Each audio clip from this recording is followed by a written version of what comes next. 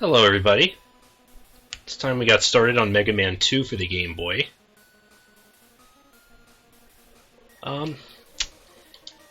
This game has a bit of a bad reputation. It was outsourced to a different developer this time. As I said last time, the other Game Boy game was outsourced to a company called Minakuchi. This one was developed by Biox.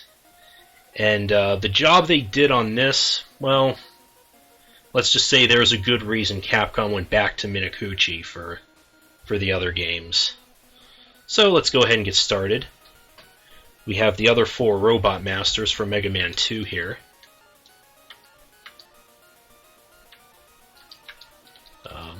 Most people start with Metal Man, as is the case in the NES Mega Man 2. Me, I start with Crash Man, for reasons that we'll be seeing a little bit later. Well, or Clash Man, as he's called here. I understand that Clash Man was his Japanese name, and for some reason it was changed to Crash Man for Mega Man 2 for the NES, but they must have forgotten to change it this time around. So the first thing you probably notice is that music. They, for some reason, Biox didn't remix the music from the original games for the Game Boy. Instead, they just made entirely new music, which, I mean, maybe it could have sounded alright, but it just sounds really shrieky. A lot of people were not fans of the music, so this being a portable game, it's easy enough to play with the sound off, though.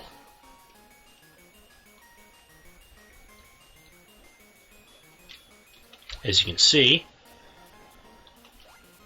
we have the slide for Mega Man 3 here.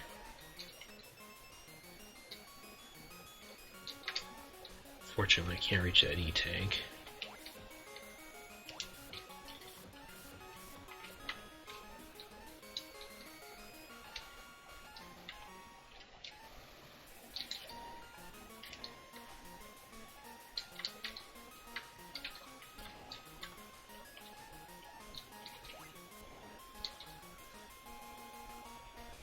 As you'll see, a lot of the sprites were redrawn for this game as well.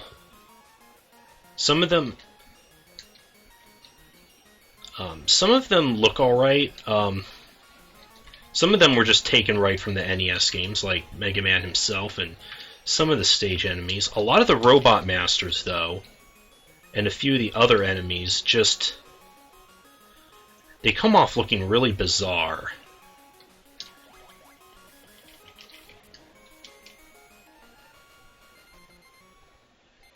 Another reason people didn't like this game very much.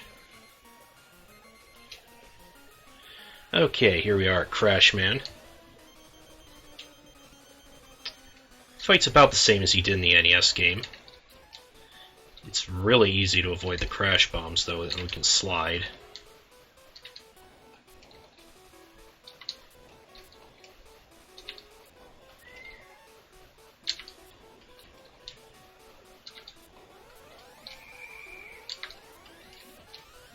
He is weak to the air shooter, however, it doesn't do near as much damage in this game. It only takes off 2 bits of health. Plus, the crash bombs that he shoots actually will deflect him. So it's hard to hit him with it anyways sometimes, so I find it easier to just use the Mega Buster.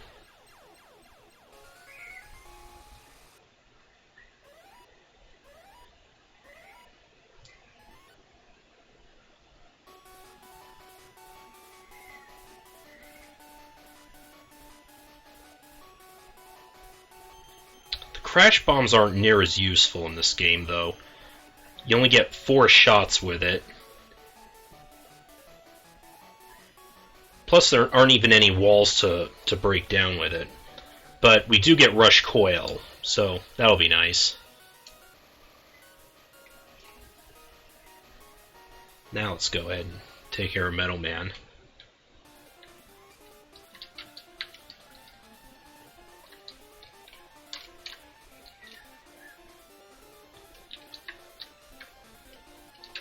Got a bit of a spike free fall section.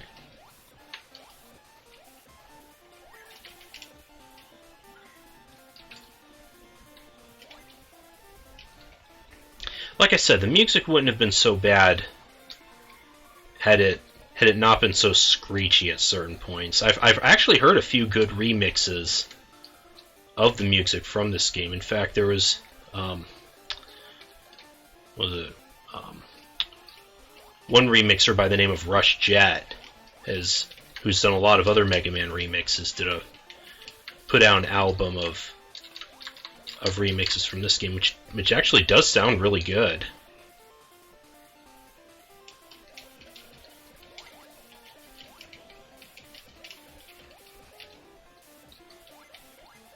As always, we got the tedious mole section.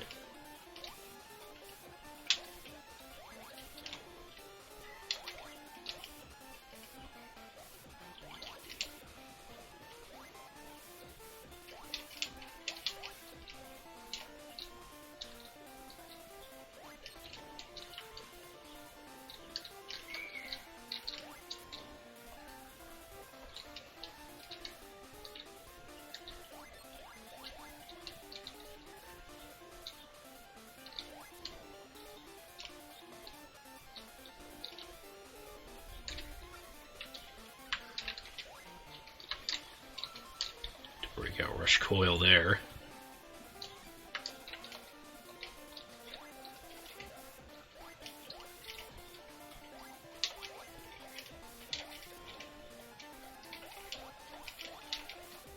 Oh, and we get another 1-up. Even though you're probably not going to need 1-ups too badly. Another thing about this game is that it is extremely easy. It might be the easiest game in the original series.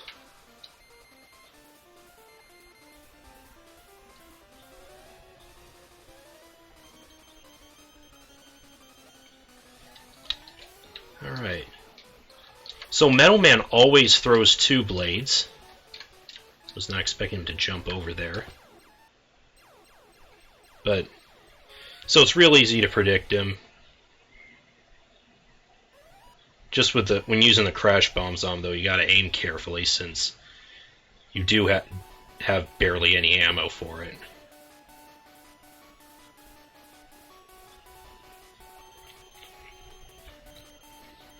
It feels like the Metal Blade got a bit of a nerf in this game. It's still really useful because you can throw it in any direction, uses up hardly any energy. Though it doesn't seem to deal as much damage. To most enemies, it just deals like about what one Mega Buster shot would do. With some exceptions. Maybe. Well, still pretty useful in this stage.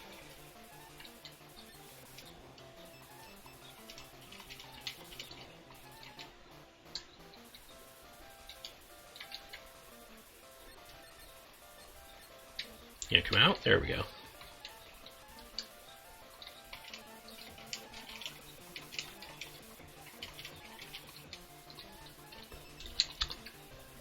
So we start off fairly similar to the NES Woodman stage. Then it throws a water area at us. Mostly, I think, just to justify the Rush Marine. Since Bubble Man's not in this game.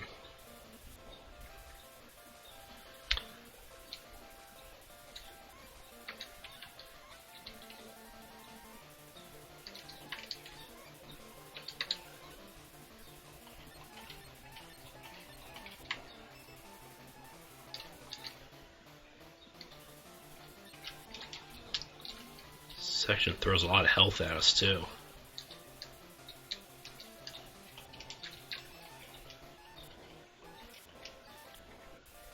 Metal Blade does mow down these guys pretty easily.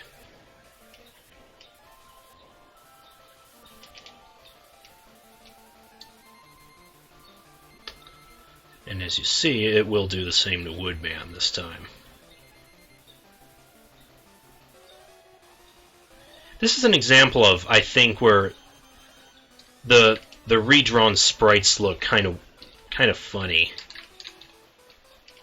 Woodman looks kind of dwarfish next to Megaman, doesn't he?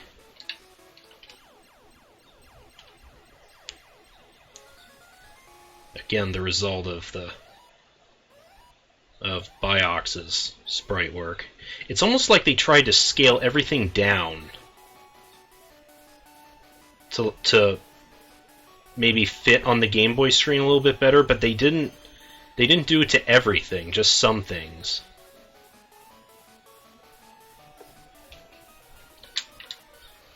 Alright, that just leaves us with Airman.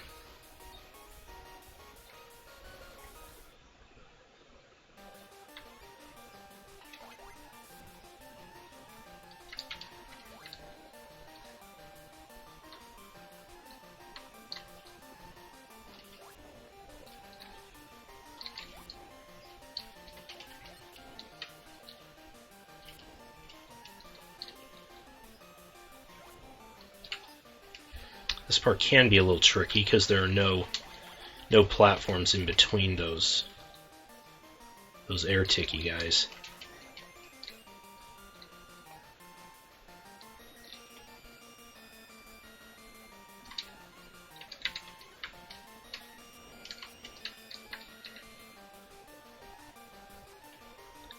One thing I notice this game does is they kind of tell you if there's a pit there. See the way that little black, that little dark shading on the bottom of the screen. That pretty much tells you there's a pit down there. So I do think that's kind of nice that they do that. So especially in this stage, so you don't have to do a lot of guesswork to know where you can jump down and where you can't.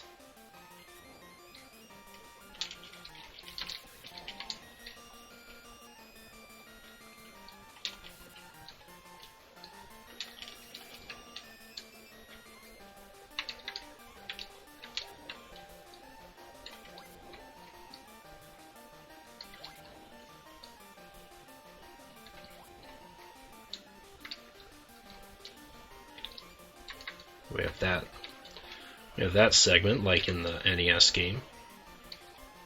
Overall, still pretty similar.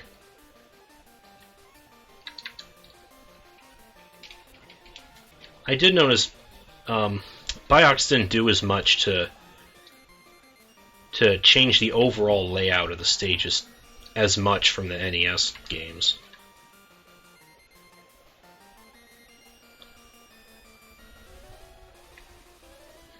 Airman's a little easier to beat with the leaf shield, because each of the leaves are, you might notice they're like individuals. They're individual leaves rather than like one single entity. So if he deflects one leaf with the tornadoes, it won't reflect the whole thing. And there we go.